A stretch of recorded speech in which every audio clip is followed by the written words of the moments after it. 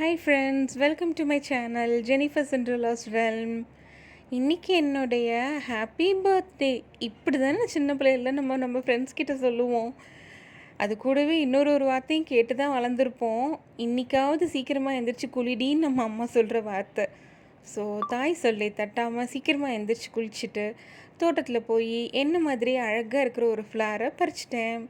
அடுத்து இன்றைக்கி போட வேண்டிய ட்ரெஸ், அதுக்கப்புறம் அதுக்கு கூடவே தேவையான அசசரிஸ் எல்லாத்தையும் எடுத்து ரெடி பண்ணிவிட்டு ஒரு எலகண்ட்டான ஒரு மேக்கப் போட்டுட்டு ஃபஸ்ட்டு கடமையாக இன்றைக்கி பண்ண வேண்டியது கோயிலுக்கு போய் நம்மளை படைச்ச கடவுளை பார்த்து பேசிட்டு நன்றி சொல்லிட்டு வர்றது தான். ஸோ கோயிலுக்கும் போயாச்சு.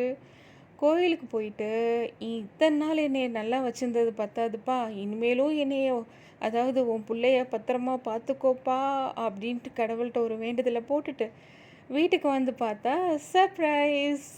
பிரதர் அண்ட் சிஸ்டர் சேர்ந்து அழகாக எனக்கு பிடிச்ச ஒரு ரிச் சாக்லேட் ஃப்ளேவரில் கேக் வாங்கி வச்சுருக்காங்க.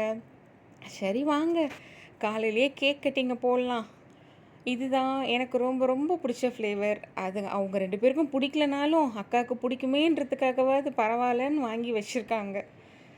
ஸோ எல்லாருமே வந்து கேண்டில் ஊதுவாங்க.